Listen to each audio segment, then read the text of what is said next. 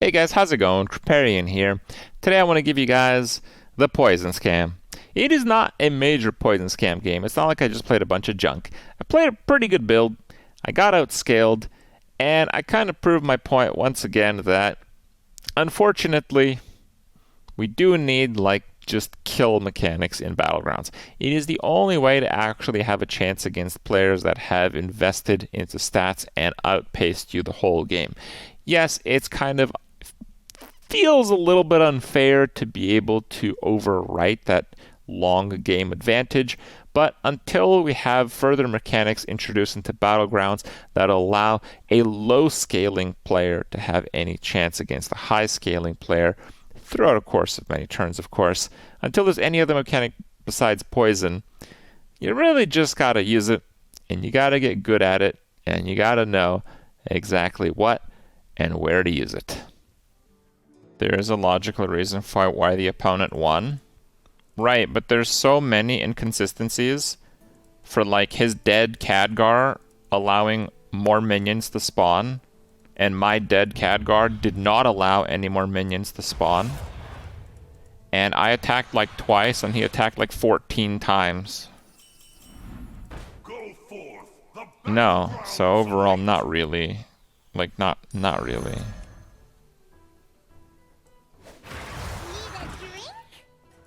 I don't know. It's their game, whatever. I don't know how everything works internally over there, all that kind of stuff. But look, if it was up to me entirely to make Battlegrounds a good game mode, and I made a patch, and it was fucking garbage, and there was no salvaging it, I'd be like, whoopsie, my bad. We're just gonna rewind the clock like a month ago and make some tweaks so it's a little fresh. Enjoy the patch, guys. That's how that would work. I don't fault them for trying Nagas. You know what? It could have worked.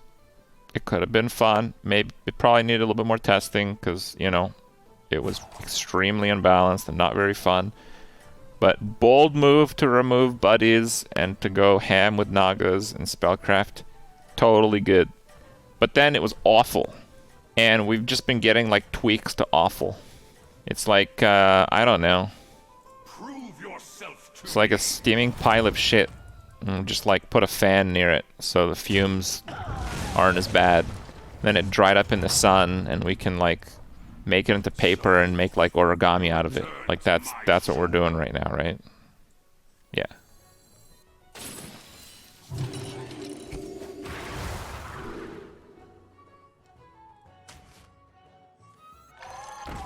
Take a deep breath. Nice picture I'm drawing there. Too detailed.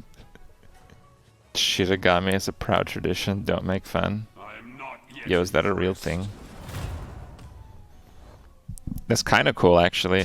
If you can make, beautiful things out of actual shit.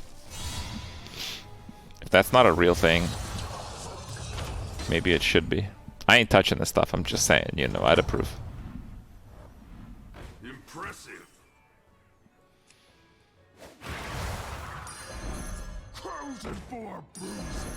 Stack them tall. Do I think they really test these patches? Yeah, they got a testing team and stuff. Yeah. If something is pretty easy to outsource, they probably do it. Wash them all away. If anything, it might be a hard deadline, so even though they're aware of some bugs, they might not be able to fix them in time. Or they just don't know how to fix it in an appropriate fashion. There's a few outcomes there. A blessed three before you. What?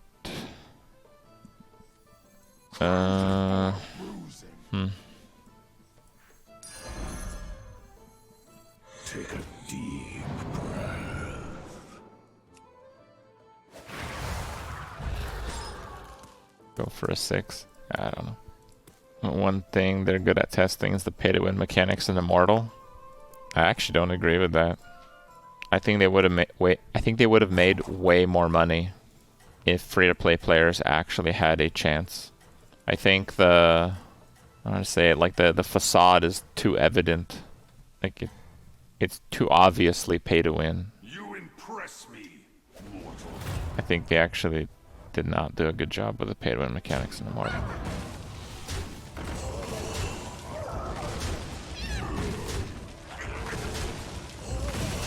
I think it's one of those things where if it was like 20% less pay to win, they'd make 30% more money. Does that make sense? I mean, maybe it won't, but I think so. The tides were with you.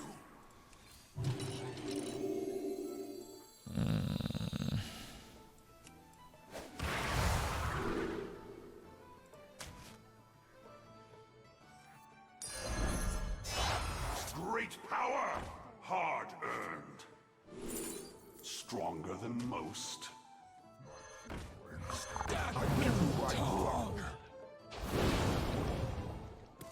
More people would play the game if it was fun. I'm crazy.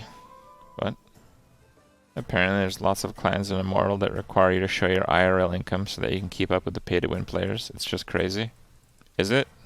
In a very obvious pay-to-win game, if you were going to spend like $10,000 a month to be in the best clan, why would you invite someone that was not going to commit to that? Those players are not crazy. It's just a real fucking reality check to the game that you're playing. Seriously. It's a fucking reality check. That's not crazy. That actually makes sense. Impressive. If you think that's crazy, you should probably play a different game.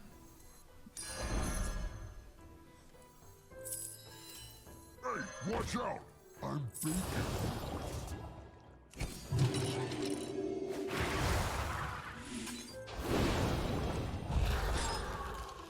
How we got to that point is crazy.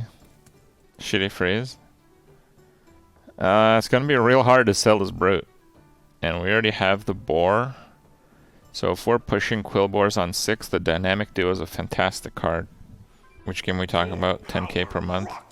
Oh, there's a number of players in mobile games that play and pay that amount. But I just threw that number out there for Immortal.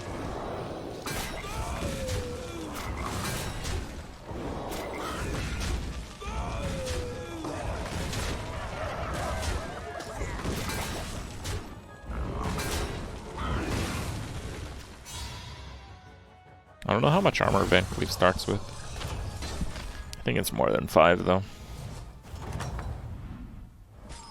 The tides were with you.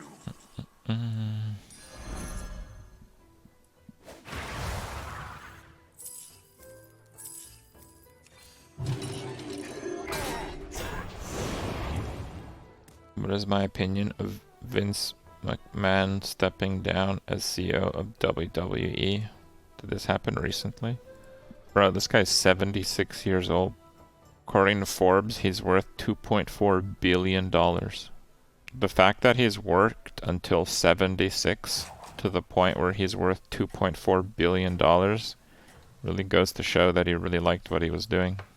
But yeah, dude, it's time to put on the flip-flops. You are worthy!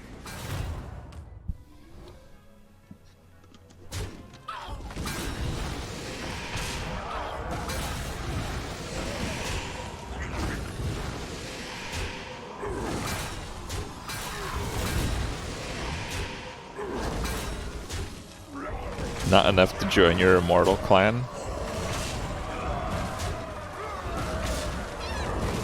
Damn. Was that enough of a challenge for you?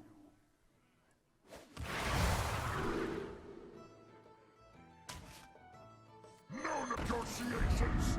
No prisoners! Twice the might!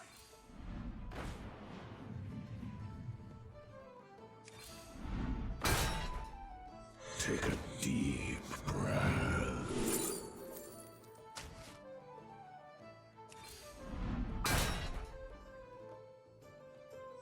You tread on sacred ground. I'm feeling punchy.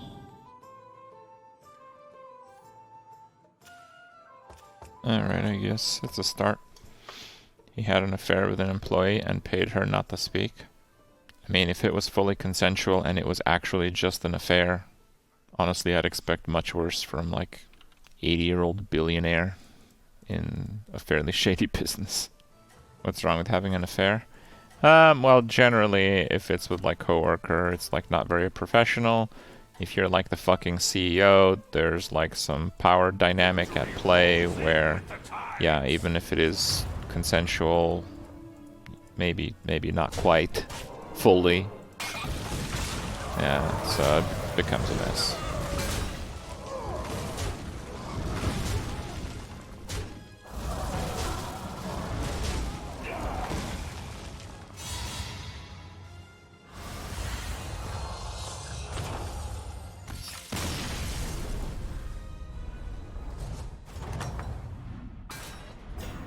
The tides were with you.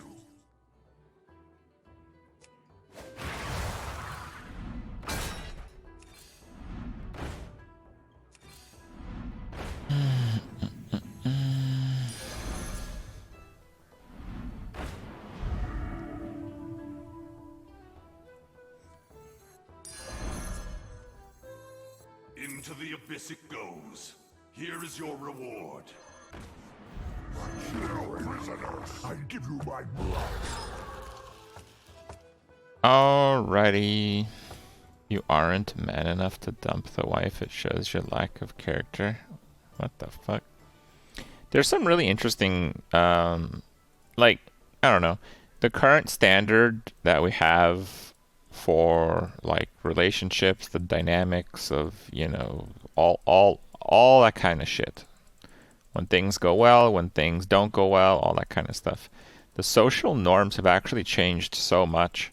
I saw some, like, I think it was a Bill Clinton documentary, and it went over, like, the Clinton affair and how, I don't remember exactly, but I think it was seen as strong for Hillary to stay with Bill, even though he cheated blatantly and lied about it. Which is, like, bizarre to think about. And that was, like, fucking 20 years ago. We're talking about a guy who basically lived the industry, the McMahon guy, right? Who lived the industry and is almost 80, right? It's a lot of nuances at the least.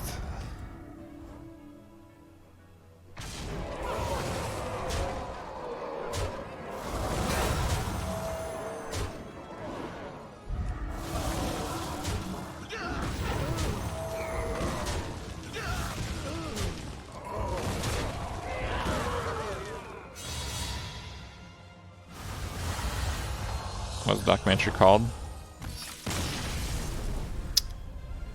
I just don't know which one it was, my man. I'm sorry. I think it was a documentary on Bill Clinton, but I've also seen, like, a few Hillary documentaries, and I don't know which one had that part in it where it talked about the social norms of a marriage at the time. So I'm sorry, I don't know. Risen from the depths.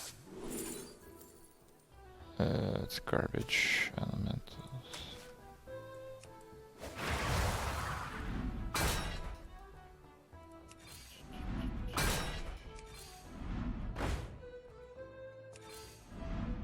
Make good use of this minion. Yours to command.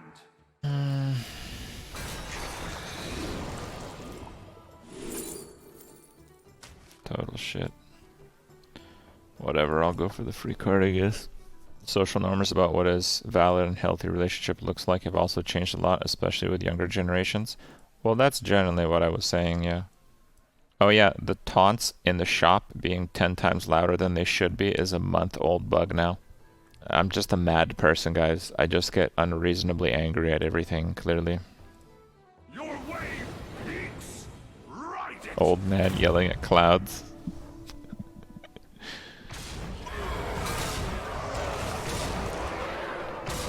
This guy's pretty strong.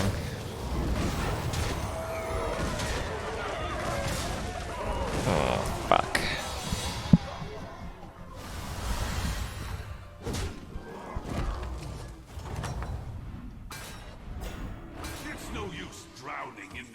feeling. Yeah, I actually kind of like that. Make good use of this Okay. minion. The fuck?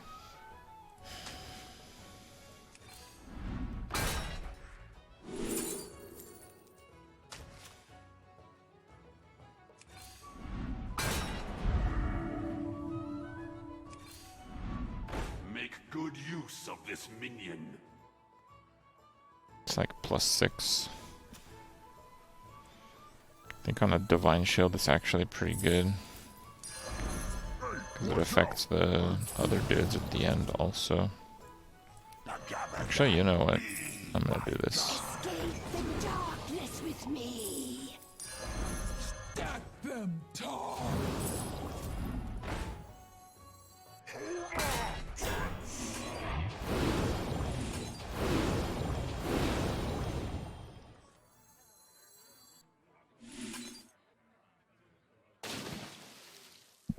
Okay. Yeah, I like watching documentaries. I saw a few documentaries yesterday. They were pretty interesting. I saw a documentary on cork. Yeah, learned a lot. Did you guys know cork is like the bark of a tree? It's a cork oak tree, and they're very rare. Most of them are in fucking Portugal, of all places. Portugal's not that big a place, but okay, it's big. It's not like, you know, my backyard or anything, but you know, it's fucking big. It's a fucking country, but it's not that big of a country. And it's the only tree where you can take off all its bark and it doesn't give a shit. It just grows it back. So they have these like protected cork oak trees in Portugal, and the best way to get the cork out is to just get a fucking hand axe and go to town. Pretty awesome. And you can take the bark off of a cork tree every like 9 years or something without hurting it.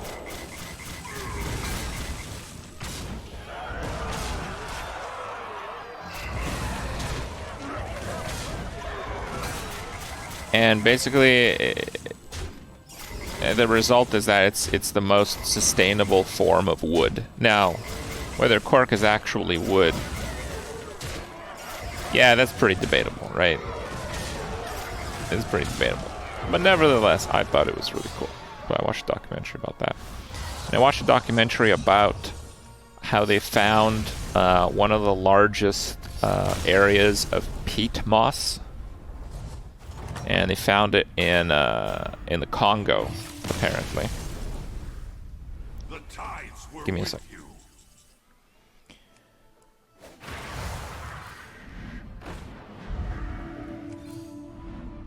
Make good use of this minion.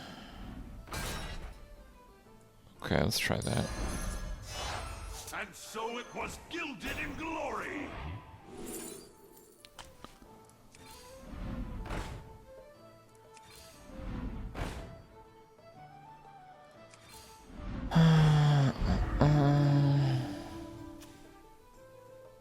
I don't think that's a good idea.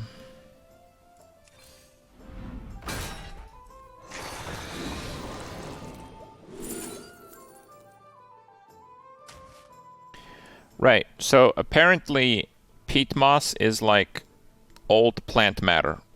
Apparently you can use this as a form of energy if you convert it or something.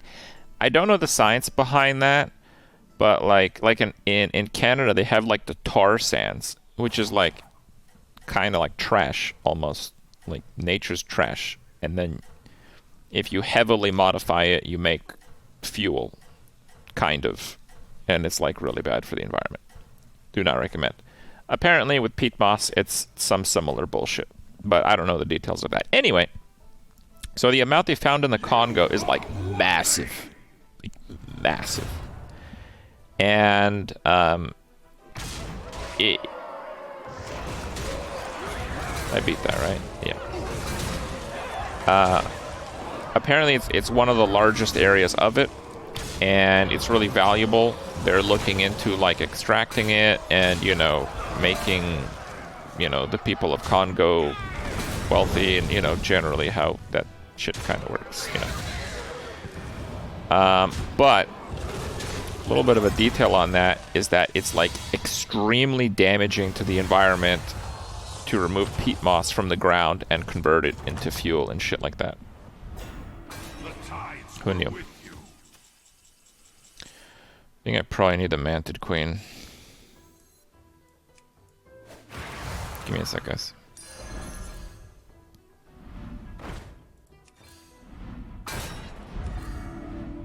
Make good use of this minion.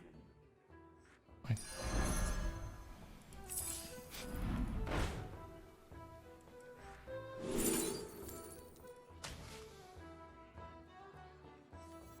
watch out! I'm baking.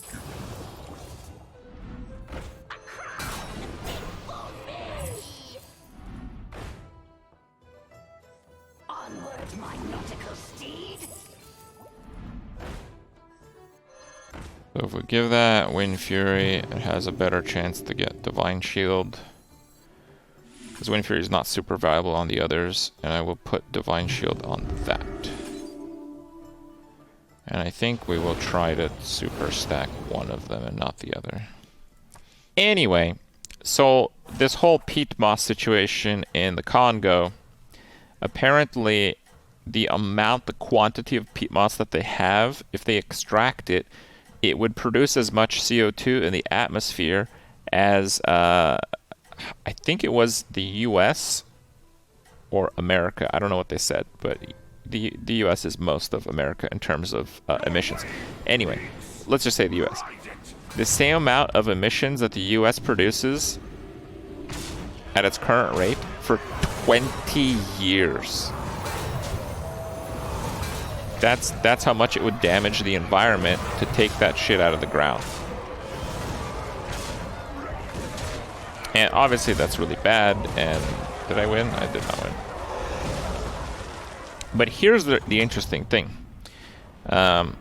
which is why I'm bringing this one up, because, you know, first of all, I think documentaries are cool and stuff, and second of all, you know, learning. Alright, that dude's stuff is so big, I think we are actually going to triple this thing. No negotiations, no prisoners. I need, like, Leroy or something.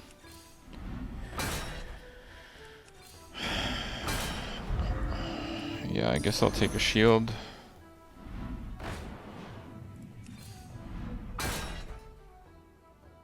Okay.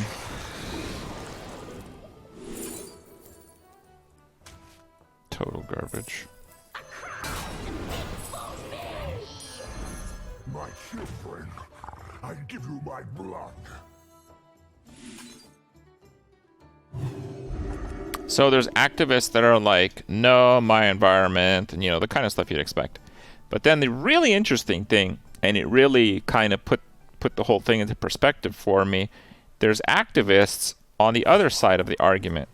It's like, yeah, the whole reason why all these other first world countries are rich is because they already exploited the fuck out of their natural resources. So if they want us to not exploit our natural resources, then they have to pay to offset what we would gain if they want to protect the environment. Which is really fucking interesting, because that is 100% correct. The thing is, the line of rich countries willing to pay up for that is going to be really short. So, I don't know. I don't know what's going to happen with that.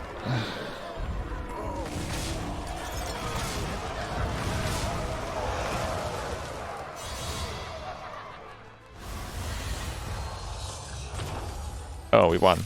Cool.